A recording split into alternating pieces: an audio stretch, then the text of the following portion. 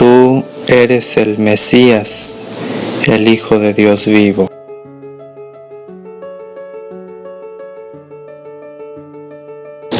Hola queridos hermanos, hoy estamos a 29 de junio. Estamos celebrando esta gran solemnidad de los santos apóstoles y mártires, Pedro y Pablo.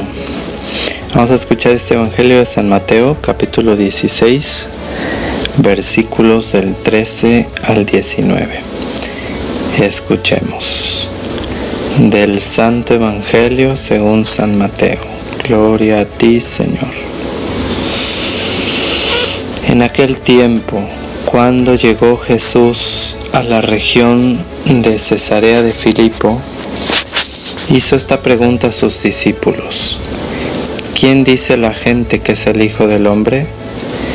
Ellos le respondieron: unos dicen que eres Juan el Bautista, otros que Elías, otros que Jeremías o alguno de los profetas. Luego les preguntó: ¿y ustedes quién dicen que soy yo?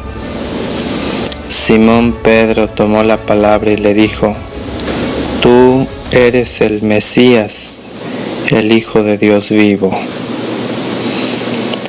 Jesús le dijo entonces: Dichoso tú, Simón, hijo de Juan, porque esto no te lo ha revelado ningún hombre, sino mi Padre que está en los cielos. Y yo te digo a ti que tú eres Pedro, y sobre esta piedra edificaré mi iglesia.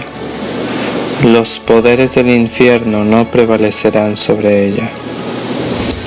Yo te daré las llaves del reino de los cielos.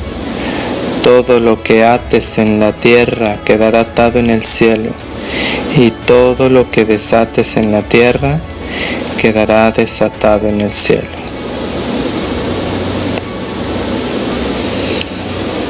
Palabra del Señor. Gloria a ti, Señor Jesús. Pues bien, queridos hermanos, hoy pues celebramos esta gran solemnidad de los apóstoles Pedro y Pablo.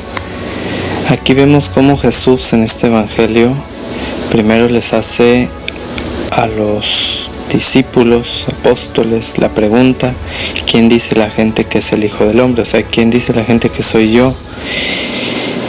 Y ya le responden pues que Juan el Bautista, Elías, Jeremías, algunos de los profetas. Eso es lo que dice la gente. Hoy la gente diría también que es un extraterrestre, que fue un gran hombre, un gran filósofo, y algunas cosas así más raras todavía. Y Jesús les pregunta después: ¿y ustedes quién dicen que soy yo? Y Pedro tomó la palabra y le dijo: Tú eres el Mesías, el Hijo de Dios vivo. El Mesías, el ungido, el Hijo de Dios vivo, Dios, el Hijo de Dios, el que comparte la naturaleza del Padre, o sea, Dios de Dios, luz de luz, Dios verdadero de Dios verdadero. Una respuesta verdaderamente inspirada. Por esa razón es que Jesús le contesta diciéndole: Dichoso tú, Simón, hijo de Juan, porque esto no te lo ha revelado ningún hombre, sino mi Padre que está en los cielos. Y entonces, después de que Pedro le reveló o le contestó con lo que él consideraba la identidad de Cristo de forma acertada, entonces ahora Cristo le revela a Simón su nueva identidad. Y yo te digo a ti que tú eres Pedro, o sea, piedra, y sobre esta piedra edificaré mi iglesia. En la Biblia latinoamericana nos explica que Cristo es la piedra angular. El hecho de que Cristo sea la piedra angular no quiere decir que Simón no pueda ser también llamado piedra, pero de un sentido distinto, en un sentido distinto. La piedra angular es aquella que si quitas de alguna edificación se cae el edificio. O sea, es imprescindible. Cristo es imprescindible. Quitas a Cristo de la iglesia y simplemente no hay iglesia. O sea, una de las formas más seguras de matar a una persona es una certeza que si le cortas la cabeza a una persona está completamente muerta. O sea, no hay duda. Y Cristo es la cabeza de la iglesia. Sacas a Cristo de la iglesia y se acabó la iglesia. Y desgraciadamente dentro de la misma iglesia hay quienes buscan sacar a Cristo de la iglesia. El humo de Satanás se ha infiltrado en la iglesia. Ya lo decía San Pablo VI, Papa. Pero bueno, entonces, sin embargo, Jesús dice: los poderes del infierno no prevalecerán sobre ella. Yo te digo a ti que tú eres Pedro, y sobre esta piedra edificaré mi iglesia, y los poderes del infierno no prevalecerán sobre ella. Por mucho que la masonería, el comunismo ateo, el progresismo actual, la ideología de género, el feminismo radical y todos estos tentáculos del misterio de iniquidad se estrellen contra la iglesia, no podrán acabar con ella. Desde luego que la dañarán, pero no podrán acabar con ella. Cristo también dice: y sobre esta piedra edificaré mi iglesia. No dice mis iglesias, no dice que habrán muchas, es la única, es su iglesia, su esposa, la iglesia. Desgraciadamente hoy en día vemos tantas sectas, cuantas personas han querido desvirtuar la enseñanza de nuestro Señor. Pero quien está en la iglesia donde está el Papa, dicho sea de paso, la palabra Papa es un acróstico o es un conjunto de letras que significan Pedro, apóstol, príncipe de los apóstoles. Quien está con Pedro está en la iglesia de Cristo. Ahora bien, hermanos, queridos hermanos, recordemos, Pedro no es Dios. Pedro es un hombre. El Papa siempre tiene su fragilidad humana.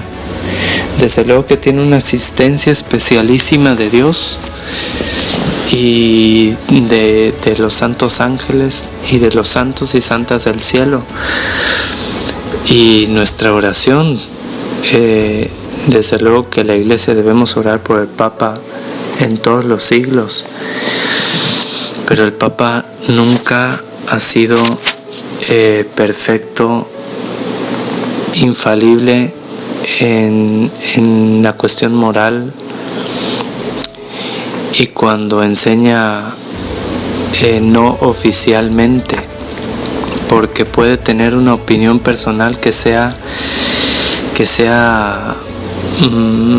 bastante errada, y puede tener también una conducta moral bastante errada y bastante ajena y alejada del Evangelio, tan solo como nos enseñaban en el seminario, en la materia de historia de la Iglesia.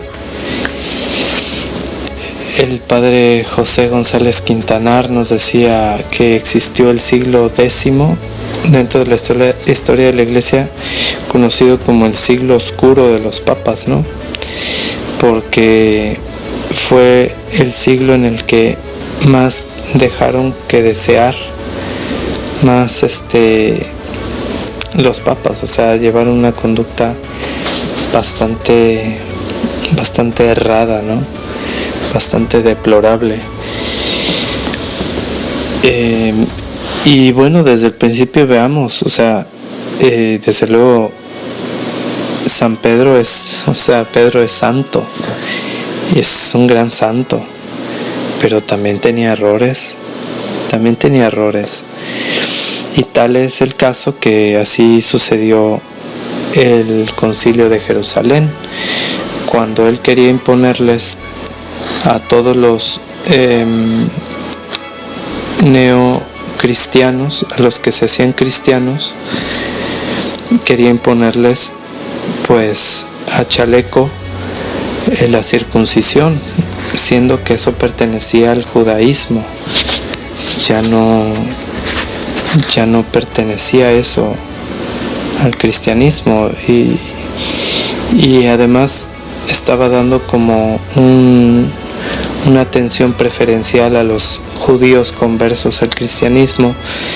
Entonces San Pablo en una ocasión duramente lo reprende frente a todos por esa conducta, y se van a un concilio y ahí tratan los asuntos con los apóstoles y la comunidad cristiana, y Pedro reconoce su error con humildad y se enmienda. Entonces, bueno, pues oremos mucho por nuestro Papa. Nuestro Papa es Francisco. Francisco es el vicario de Cristo.